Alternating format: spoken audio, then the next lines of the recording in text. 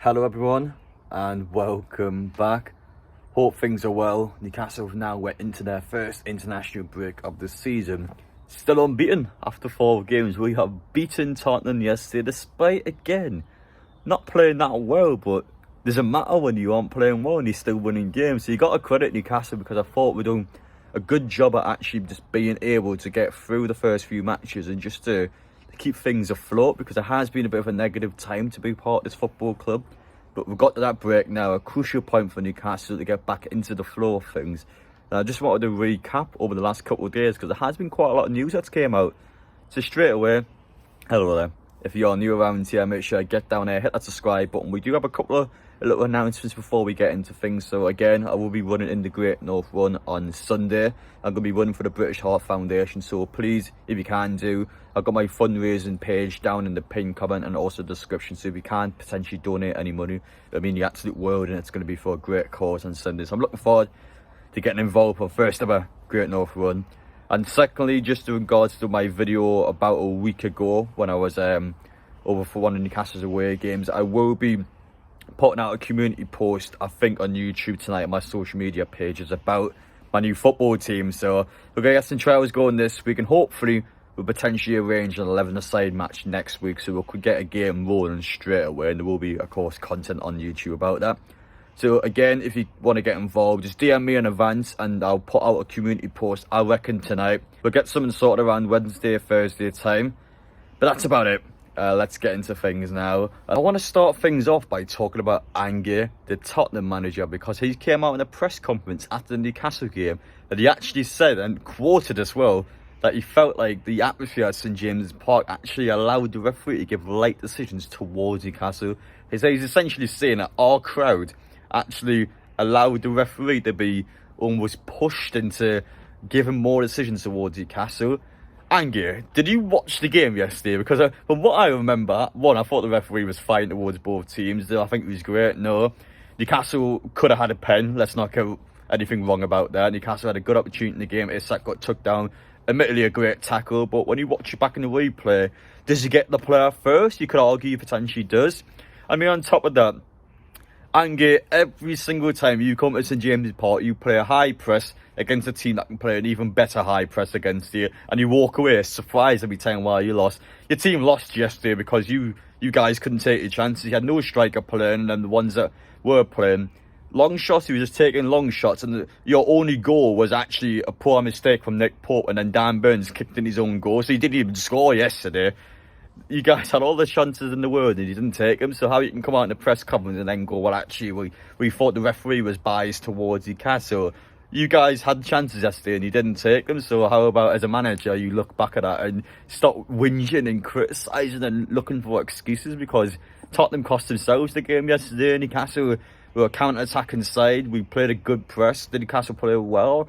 I don't think we did, in all honesty, but we still had enough to beat you guys. So, yeah, I don't know what else you want me to say. I can't believe Ange came out on a press conference, actually stated that he felt like the referee was biased towards them.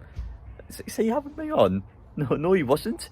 I kind of believe that. I mean, fair enough, it was like a big decision in the game, but I don't remember anything where Tottenham felt a bit disheartened by something, because I felt like, if anything, Newcastle was the one that had the big moment in the game, because I felt like Isak probably could have got a pen on a different day. But other than that, I'm confused by that, because I didn't feel like Tottenham had a major moment in the game where you felt like the referee was completely against them. So how Ange's kind of highlighted that, I will never know. But in terms of some other news, Jamal Lewis has actually arrived in Brazil this morning, and he is going to sign for Sao Paulo on a loan deal. But with Jamal Lewis, his contract's up next summer, so he's actually going to be going on a free. Archie, no. I was saying, Jamal Lewis has now arrived in Brazil. He conducted interviews this morning and he will sign for Sao Paulo on a loan deal, and he'll walk on a free next summer. I can't blame the kid. I mean, Sao Paulo was a pretty good loan move. You got to it straight away. You want to play for Brazil for a year, you wouldn't say no to that. But in all honesty, £12 million, one of the worst signings we've had in recent years. He had a lot of potential coming in, just hasn't worked out. We're going to make no money from him, so it was a horrible signing. All the way back in COVID as well, so it wasn't ideal, but I wish him all the best. It is what it is. But in all honesty, £12 million, one of the worst signings we've had in recent years. He had a lot of potential coming in, just hasn't worked out. We're going to make no money from him, so it was a horrible signing. All the way back in COVID as well, so it wasn't ideal, but I wish him all the best. It is what it is. NEWCASTLE, let's talk about a signing that you wouldn't have thought would work out for Newcastle, but my God, he continues to impress me, because I thought he came in for Fabian Schär's red card and he looked solid throughout. Now, unfortunately for him, he has been called out at international duty for Sweden because of a minor injury. Doesn't seem to be anything bad, but enough to keep him out for the international games. Now, I don't know if that's whether him potentially just wanting to stay fit for Newcastle and make sure that he can potentially get himself into Newcastle's 11, because I'm going to be honest, I think Fabian Schär has some work to do when he gets back, because, well, Dan Burn and NEWCASTLE have both been class. They haven't put a foot wrong, so in Fabian Schär's point of view, he might not be the starting centre-half now that he's back, so it's important for like NEWCASTLE. He's got an opportunity now. Newcastle have got 3 away games in the same week when we get back after the international break, so especially against like Wimbledon and maybe even the opening game against Wolves. It's a good chance for like NEWCASTLE just to kick on and get himself into the team, because I thought, again, backline has been so good this season. The defence has been much better than it was last year, so it's a great start.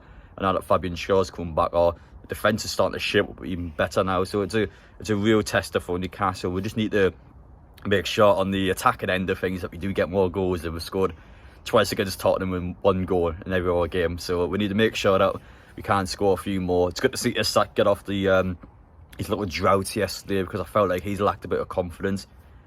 But it's been a good start of the season. Finally, our Serbian youngster Milorad Pires has actually signed for Willem II on a loan deal. So it looks like Newcastle's going to try and go for this Yankee or Minta structure again, where we buy a player on the cheap, we have them develop in a different league, and long term it probably looks like he's not going to get into Newcastle's first team. You then look to sell him on for profit. So on the FFP and your PSL rules, you can get the players. So that's what confuses and frustrates me more than anything, because the Premier League's rules basically means that any good youngster you have to then sell the youngster on, and that completely just goes against the Premier League actually getting players developed into your team and having the youngsters progress and make your league even better. So it's a strange structure, and I thought Gary Neville, to be fair to him, I had a good paragraph from here where he just talks through it quite well and just mentions how it keeps Newcastle back, and it just, yeah, it still baffles me, the FFP laws and the PSR laws, and how they are so strict that you would get a points deduction if you were to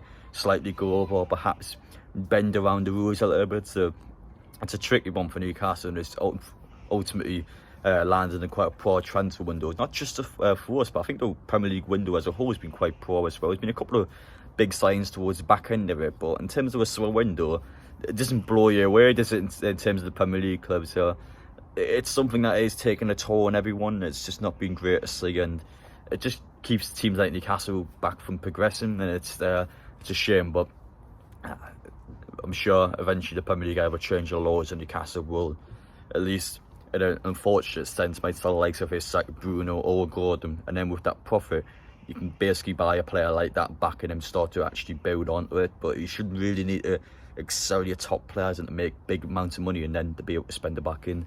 It's a frustrating structure, but I haven't come on here to kind of go into FFP and PSR, because I know you guys are sick of it. We had an entire window talking about it. But some little bits of information for you there. Hopefully you take something away from this video. I just wanted to kind of get through a roundup and a recap from that game yesterday. It was a positive result against Tottenham. I think especially going into this international break, it's been a big tester for Newcastle. We did actually have the chairman in yesterday as well, so our chairman was down from Saudi Arabia.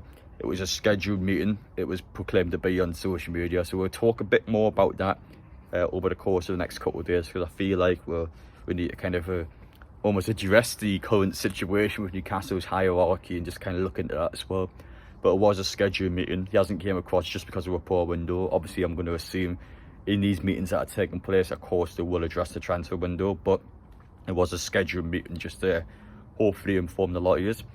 But that's about it though. Let me know your thoughts down below on everything I've just discussed there. It's nice seeing you all as always. Take care. Now I'm going to enjoy the rest of my day. Keep an eye on this cat. It's not even my cat, this, by the way. I know all these like talking about Archie here, but he's an absolute arsehole sometimes. But appreciate you watching anyway. I wish you all the best, and we'll put our community post later on today about potential football trials this week, because we do have some things going on in the pipelines. But take care guys, and we'll see you all in the next one.